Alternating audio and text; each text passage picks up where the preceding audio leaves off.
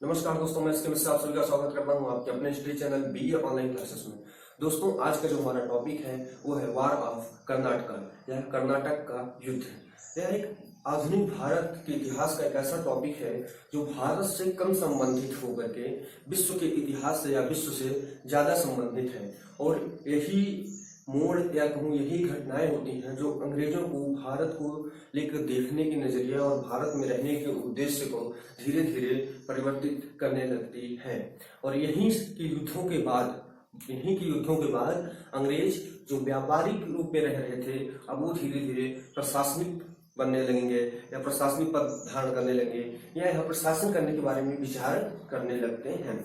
तो आइए चलिए समझने की कोशिश करते हैं कि ऐसा क्या हो रहा था जिसकी वजह से कर्नाटक ने गुलाम भारत या कहूँ एक औपनिवेशिक भारत की नींव डालता है। दरअसल में उस समय यूरोप में, ये हमारा यूरोप अगर हम देखें तो यहाँ की दो राष्ट्र ऐसे थे, यूरोप में दो राष्ट्र ऐसे थे जो सर्वशक्तिशाली थे और संपूर्ण विश्व में इनके कई उपनिवेश हुआ करते थे। और इन उपनिवेशों को लेकर के सदैव इनमें संघर्ष मचा रहा करता था कि जैसे कि, और ये दोनों राष्ट्र कौन कौन से थे? फ्रांस और ब्रिटेन। इन दोनों का ही उपनिवेश अमेरिका था, इन दोनों का उपनिवेश दक्षिण अफ्रीका के कुछ हिस्से थे, भारत भी इन्हीं का उपनिवेश था। तो विश्व के अधिकतर देश जो गुलाम हुए उनमें से 95% देश जो थे वो इन्हीं के गुलाम हुआ करते थे। इनको हमेशा उत्तराधिकार को लेकर संघर्ष चलता रहता था कि यहाँ पे नहीं ये हमारा उपनिवेश होगा, नहीं ये हमारा उपनिवेश होगा। क्योंकि दोनों शक्तिशाली थे तो दोनों में टकराव हमेशा बनी रहती थी। इसी के संदर्भ में यूरोप में ही एक राज्य है जिसे ऑस्ट्रिया के नाम से जाना जाता है। जब आप वर्ल्ड हिस्ट्री में फ्रेंच रिवॉल्यूशन या फ्रांस की क्रांति पढ़ेंगे तो उसमें भी इसका एक बहुत अहम रोल दिखाई देता है ऑस्ट्रिया का। तो वहीं पे एक ऑस्ट्रिया का युद्ध था। तो 1740 में ऐसा होता है कि वहां के राजा को पदस्थ हो जाता है, वहां राजा की गद्दी ब्लैंक हो जाती है और एक नए उत्तराधिकारी को लेकर के तलाश होने लगती है। अब चूंकि ये दोनों शक्तिशाली थे और ये दोनों चाह रहे थे, फ्रांस भी चाह रहा था और ब्रिटेन भी चाह रहा था कि नहीं यहाँ पे हमारा राजा बैठे और यहाँ पे हमारा राजा बैठे। और अक्सर हम देखते हैं कि जब दो राज्यों में, दो पड़ोसियों में या दो भाइयों में कहीं भी खटपट हो तो उनके परिवार के सदस्य कहीं भी मिलते हैं तो उनमें थोड़ा न थोड़ा तनातनी या टकराव स्थिति उत्पन्न हो जाती है। और कर्नाटक का युद्ध जो भारत में हो रहा है वो इसी कहीं ना कहीं इसी बेसिक पे देखने को हमें मिलेगा कि कहीं ना कहीं मुद्दा कहीं और का होगा, मुद्दा अमेरिका का होगा, मुद्दा ऑस्ट्रेलिया का होगा और ये दोनों लड़ कहाँ रहे होंगे? भारत में लड़ रहे होंगे। तो ऑस्ट्रिया का जब युद्ध छिड़ा था 1740 में, इन दोनों में नहीं यहाँ पे हमारा उत्तराधिकारी होगा, यहाँ पे हमारा उत्तराधिकारी होगा, इसको लेकर के टकराव प्रारंभ हो जाता है। और 1740 में वहां पे युद्ध प्रारंभ हो जाता है और उसी का इफेक्ट हमें देखने को मिलता है भारत में, जहाँ पे प्रथम युद्ध कर्नाटक का होता है 1746 में प्रारंभ होता है। और इसका भारत से कोई भी संबंध नहीं है। यह केवल युद्ध क्यों हो रहा था? क्योंकि यूरोप में ब्रिटेन और फ्रांस लड़ रहे थे किसको लेकर के? ऑस्ट्रिया के उत्तराधिकार को लेकर के, जिसका केवल प्रभाव या अंश मात्र का प्रभाव यहाँ पे हमें देखने को मिलता है। और भारत में भी अंग्रेजी और फ्रांसीसियों के मध्य में टकराव उत्पन्न होता है और युद्ध प्रारंभ हो जाता है। कर्नाटक का प्रथम युद्ध के नाम से जिन्हें जाना जाता है। यह 2 वर्षों तक चलता है, 1746 लेके 1748 तक। अच्छा, सिर्फ इसमें भारत परिप्रेक्ष्य से देखें, इसमें केवल एक मुद्दा था। वो मुद्दा क्या हुआ करता था? तो मुद्दा यह था कि यहाँ पे धीरे धीरे दोनों लगभग 100-150 वर्ष हो गए थे दोनों कंपनियों को भारत से व्यापार करते हैं, भारत में रह के व्यापार करते हैं। तब दोनों यहाँ पे अपना प्रभाव बढ़ाना चाहते थे, अपना विस्तार करना चाहते थे। इसी को लेकर के थोड़ा यहाँ का परिप्रेक्ष्य में लेकर तक टकराव हो रहा था। वो अपना प्रभुत्व जमाना चाहते थे, वो अपना प्रभुत्व जमाना चाहते थे, बस यही था। लेकिन जो मूल कारण था कर्नाटक के प्रथम युद्ध का, वो क्यों था? वो ऑस्ट्रिया के बीच में कॉल आ गई थी तो उससे थोड़ा सा डिस्टर्बेंस हुआ, उसके लिए आई एम सॉरी। तो हाँ, हम लोग कहाँ पर थे कि इनका जो युद्ध हो रहा था उसमें भारत का अंश मात्र भी भाग नहीं था या भारत का कोई भी प्रभाव नहीं था। वो युद्ध सिर्फ क्यों हो रहे थे? क्योंकि यूरोप में ऑस्ट्रिया को लेकर के युद्ध छिड़ा हुआ था।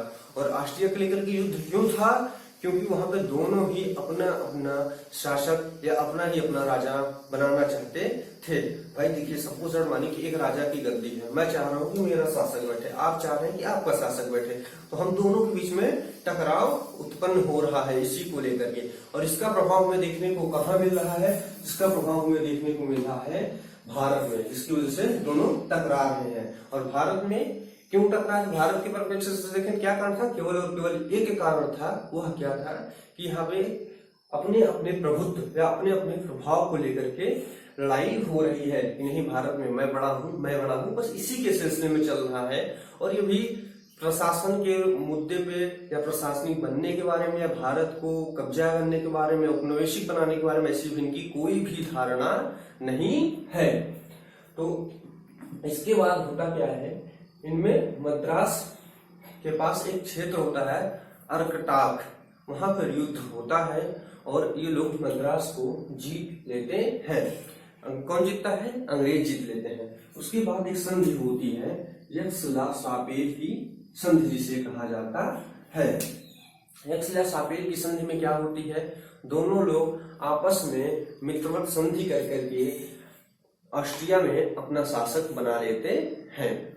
और भारत में क्या होता है कि जो अंग्रेजों के फ्रांसीसियों के द्वारा अंग्रेजों का क्षेत्र मद्रास जीता रहा जाता है, उसे वो लोग वापस कर देते हैं और ऑस्ट्रिया में क्या होगा? फ्रांस का शासक बैठा दिया जाएगा, यानी जो फ्रांस इसको चाहता था शासक बने, उसको वहां की गद्दी पर बैठा दिया जाता है और यहाँ पे अंग्रेजों को मद्रास वापस कर दिया जाता है। युद्ध बहुत निर्णायक स्थिति में नहीं रहता है। उसमें सबसे महत्वपूर्ण टॉपिक क्या है? यही है कि प्रथम कर्नाटक युद्ध कब से कब होता है? 46 से लेकर 48 तक होते हैं। और इसमें कौन सी संधि होती है? तो यक्स-ला-शापेल की संधि होती है। और अक्सर किताबों में आपको जब भी लिखा मिलता होगा ऑस्ट्रिया के उत्तराधिकार को लेकर संघर्ष, तो आप सोचते होंगे भारत में कोई ऐसा क्षेत्र है नहीं, वो बाहर है, तो उसका युद्ध भारत में क्यों हो रहा है? इसको मैंने अभी आपको समझाने का प्रयास किया। इसी संदर्भ में दूसरा युद्ध होता है कर्नाटक का 1749 से लेकर के 1754 तक। अब एक बार फिर से अंग्रेज और फ्रांसीसी लड़ रहे हैं।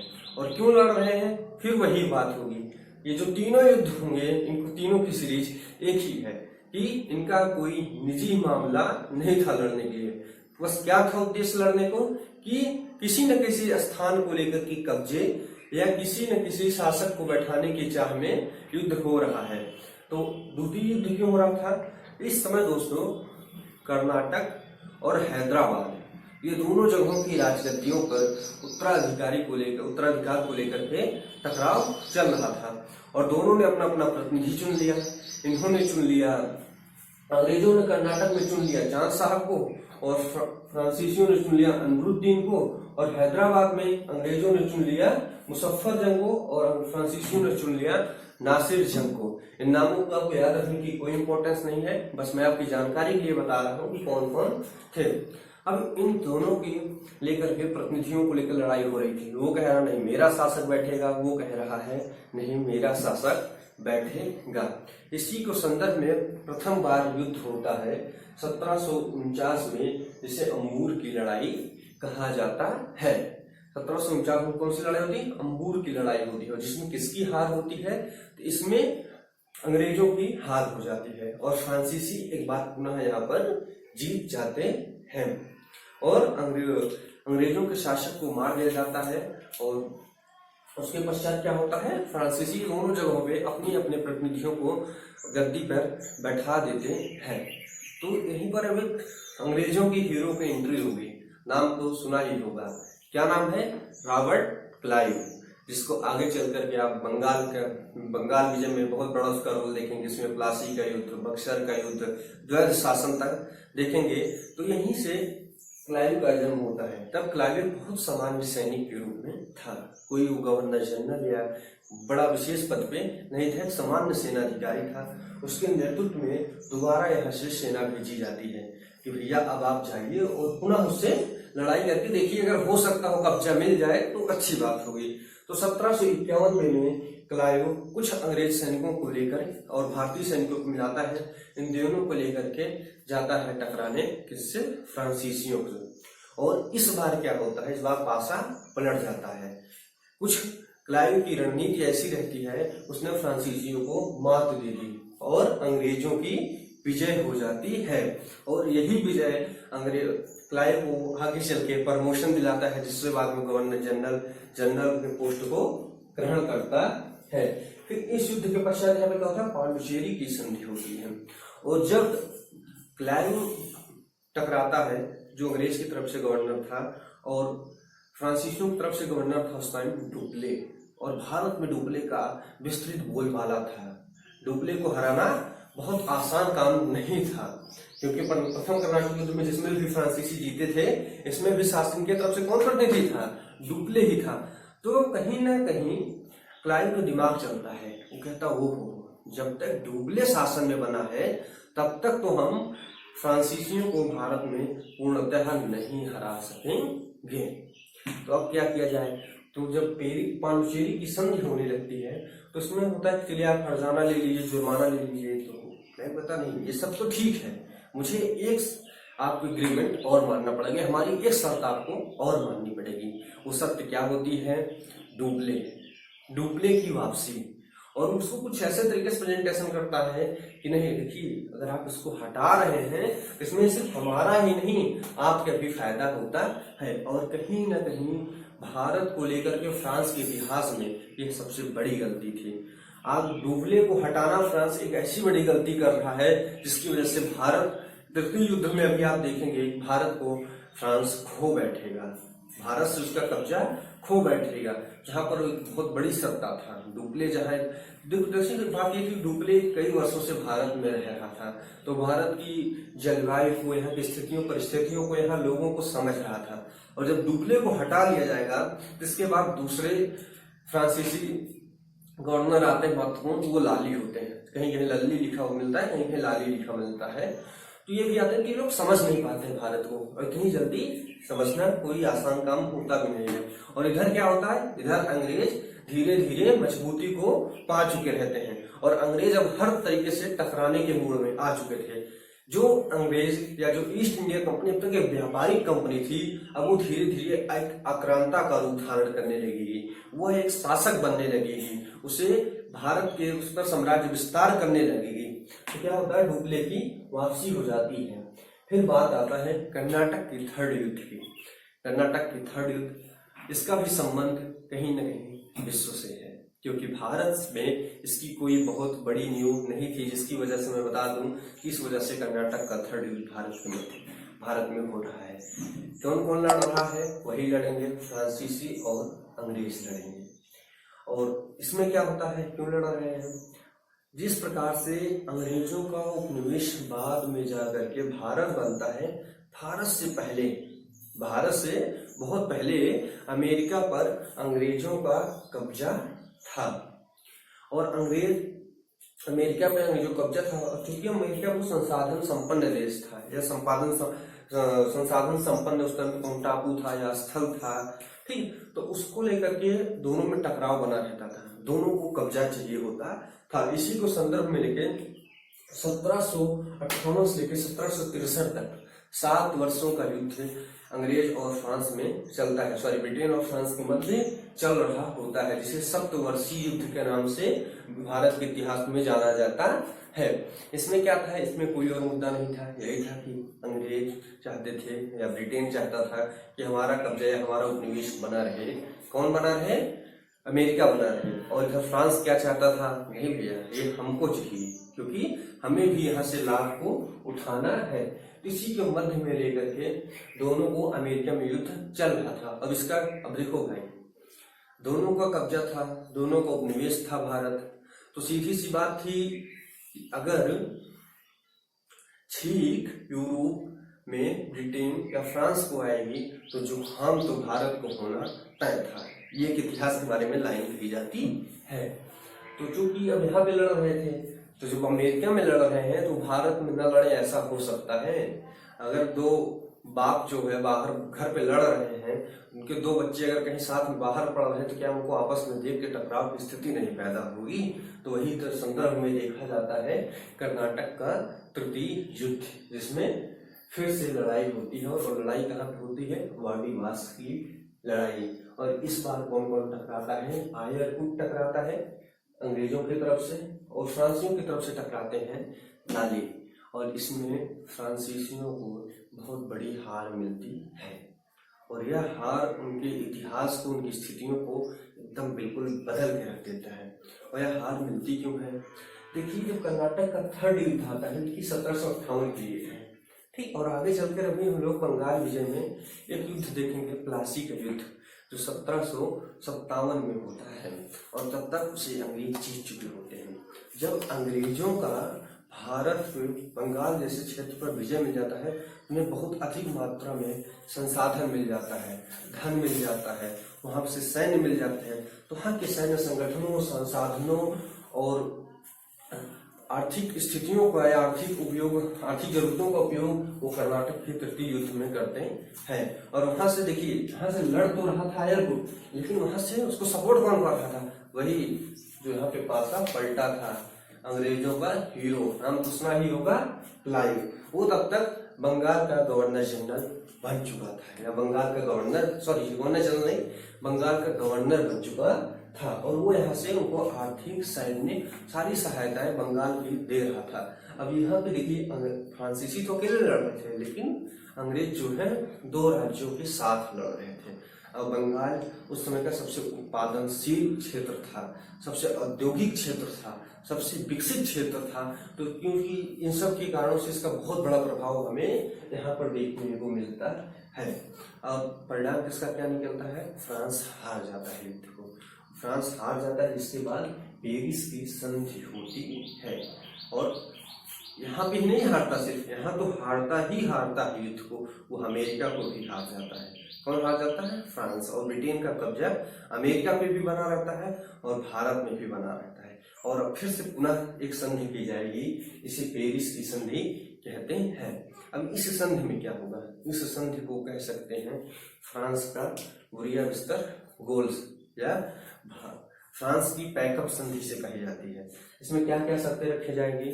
फ्रांस भारत में सैनिक नहीं रखेंगे, फ्रांस भारत में किले नहीं बनाएंगे, फ्रांस भारतीय राजाओं से संबंध नहीं रखेंगे, फ्रांस केवल व्यापारिक रूप में रहेंगे, और इनका यहाँ कोई भी क्षेत्र नहीं होगा। यानी कि फ्रांस से सारे विशेषाधिकार समाप्त कर देते हैं, केवल सामान्य कंपनी या व्यापारिक संस्थाएं के नाम पे यहाँ पे छोड़ दिया जाता है। इस प्रकार हमने देखा कि तीनों कर्नाटक युद्ध किस प्रकार हुए और इनके पीछे क्या क्या कारण था। प्रथम में क्या कारण था? प्रथम में कारण था उत्तराधिकार को लेकर संघर्ष। कहाँ के? ऑस्ट्रिया को। किसके मन? फ्रांस और ब्रिटेन को। दूसरे में क्या था? हैदराबाद और कर्नाटक। हैदराबाद से कौन कौन था? चांद साहब और अनवरुद्दीन। कर्नाटक से कर्नाटक से चांद साहब, अनवरुद्दीन। हैदराबाद से कौन कौन था? मुजफ्फरजंग एंड नासिर जंग था। ठीक। और थर्ड युद्ध किसको होता है? अमेरिका को लेकर के होता है। ये तो हो गया कर्नाटक का युद्ध। लेकिन यह कर्नाटक का युद्ध हम देख रहे हैं, इसमें अधिकांश कारण भारत का कोई संबंध नहीं रहता है, लेकिन यह भारत को किस तरीके से प्रभावित करता है, इसको आप थोड़ा सा समझ बना लीजिए, जिससे आपको भारत के औपनिवेशिक राज्य बनने और ब्रिटेन का प्रशासनिक शासन और प्रशासनिक कंपनी बनने में आपको विस्तार को समझ सकेंगे। और कर्नाटक युद्ध को आप कर्नाटक का युद्ध न लेकर के भारत में ब्रिटिश कंपनी के विस्तार को संदर्भ में इसको देखिएगा सदियों, कि भारत में ब्रिटिश कंपनी एक व्यापारिक कंपनी से रूप से एक प्रशासनिक कंपनी या एक आक्रामक कंपनी या एक आक्रांता की कंपनी का रूप धारण कैसे कर रही है, इसके रूप में आप देखिएगा सदियों। होता क्या है? अब देखिए इसके क्या परिणाम निकलते हैं भारत को लेकर के। तो नंबर एक परिणाम क्या होता है कि एक बहुत बड़े प्रतिद्वंदी, यूरोपीय प्रतिद्वंदी, जो बहुत मजबूत राष्ट्र था, जो ब्रिटेन को हर जगह चुनौती दे रहा था, उसको उसने भारत से हटा दिया। अब एक बहुत बड़ा राष्ट्र या बहुत बड़ा प्रतिद्वंदी हट जाने से इनके लिए बहुत सारे काम आसान हो गए। तो टॉपिक नंबर एक, फ्रांसीसी से प्रतिद्वंदियों को हट जाता है। दूसरी चीज इनके समझ में एक बात और आ जाती है कि भारत में राष्ट्रीय एकता या राष्ट्रीय भावना नहीं है। ठीक, राष्ट्रीय एकता का अभाव है। नंबर दो, राजनैतिक एकता का भाव है, मतलब यहाँ के शासक के मध्य में अगर कोई तीसरा हस्तक्षेप कर रहा है तो यहाँ के शासक को कोई फर्क नहीं पड़ता है, वो सिर्फ अपने विजय को लेकर के आमादे हैं। भारत पे उसका क्या प्रभाव निकलेगा, उनके राज्य पर क्या प्रभाव लगेगा, उनसे उनको कोई फर्क नहीं पड़ता है। यानी कहीं न कहीं राजनीतिक एकता की कमी है, राष्ट्र की समझ नहीं है, और राष्ट्र की समझ सिर्फ प्रशासकों में नहीं, जनता में भी नहीं है। यदि आप यहाँ पे हस्तक्षेप कर रहे हैं तो प्रशासक तो छोड़िए, यहाँ की इनकी जनता भी हस्तक्षेप नहीं कर रही है। दूसरी चीज और एक महत्वपूर्ण तथ्य देखते हैं जो आगे चलकर उनके बहुत बड़ी शक्ति बनती है, बहुत बड़ी ताकत बनती है। वो क्या होती है, उन्होंने एक चीज नोटिस किया कि जो भारतीय सैनिक हैं ये युद्ध केवल और केवल पैसे के लिए कर रहे हैं, यानी इनको जो पैसा दे रहा है ये उसके लिए लड़ रहे हैं, चाहे वो फिर फ्रांसीसी हो या अंग्रेज हो या फिर कोई राजा हो या कोई महाराजा हो। यानी ये भारतीय सैनिकों को प्रशिक्षित किया जाए कि हमारे लिए एक अच्छे सैनिक के रूप में स्थापित हो सकते हैं, और कहीं न कहीं भारत पर अंग्रेजों के विजय या शासन को स्थापित करने में सबसे बड़ी जो उनकी शक्ति बनी है वो भारतीय सैनिक ही बने हैं। ठीक, हालांकि बाद में सैनिकों ने ही क्रांति कर उनकी जड़ को खोद देते हैं, बात दूसरी है, लेकिन प्रारंभ में इनके विस्तार में अगर इनका कोई सहयोग कर रहा है, इनकी सबसे बड़ी कोई ताकत बन रहा है और भारतीय सैनिक ही बन रहे हैं। तो इस तरह हमने देखा कि ब्रिटिश या ईस्ट इंडिया कंपनी भारत में कैसे एक व्यापारिक कंपनी के रूप में हट करके अपने उद्देश्य, अपने चेहरे और अपने स्थान को बदलने लगती है। मैंने आपको बार बार रिक्वेस्ट किया, कर्नाटक युद्ध से मत देखिएगा, किसके, यूरोप के संदर्भ में सदैव देखिएगा, और भारत में British India company, east India company या ब्रिटिश कंपनी के विस्तार के रूप में देखिएगा। तो इसी के साथ हमारा यह टॉपिक समाप्त होता है। अगला टॉपिक होगा हमारा बंगाल विजय। ठीक, और सबसे महत्वपूर्ण तथ्य कहा जाता है बंगाल के संदर्भ में, इसको बता दूं, बंगाल विजय ही भारत विजय का मार्ग प्रशस्त करता है। ये बहुत ही सही बात है और बहुत गहरी बात है। इसको समझाने के प्रयास मैं आपको अगले वीडियो में करूंगा। देखिए, मेरा जो इतिहास पढ़ाने का तरीका है, मैं आपको तिथि, घटनाओं या समरीज पे नहीं जाऊंगा, मैं आपको चीजों को कॉन्सेप्ट देने की कोशिश करूंगा कि क्यों हो रहा है, इसका दूरस्थगामी परिणाम क्या निकलेगा, वर्तमान में इसका क्या परिणाम निकलेगा, और उसके पीछे क्या क्या कारण थे। क्योंकि जब भी कोई तत्व बनता है तो उसके पीछे बहुत सारे एलिमेंट्स लगते हैं, तो इसके पीछे क्या क्या एलिमेंट्स थे हिस्ट्री के, मैं इसको देखने को आपको बताऊंगा। आशा करता हूँ कि आपको यह वीडियो पसंद आई होगी, चीजें समझ में आई होगी। यदि वीडियो पसंद आई है, चीजें समझ में आई है, तो चैनल को सब्सक्राइब कीजिए, वीडियो को लाइक कीजिए। यदि आपको कोई क्वेश्चन है तो आप कमेंट बॉक्स में पूछ सकते हैं। वीडियो को देखने के लिए धन्यवाद। शुभ आशीष, जहां भी रहिए स्वस्थ रहिए, सुरक्षित रहिए।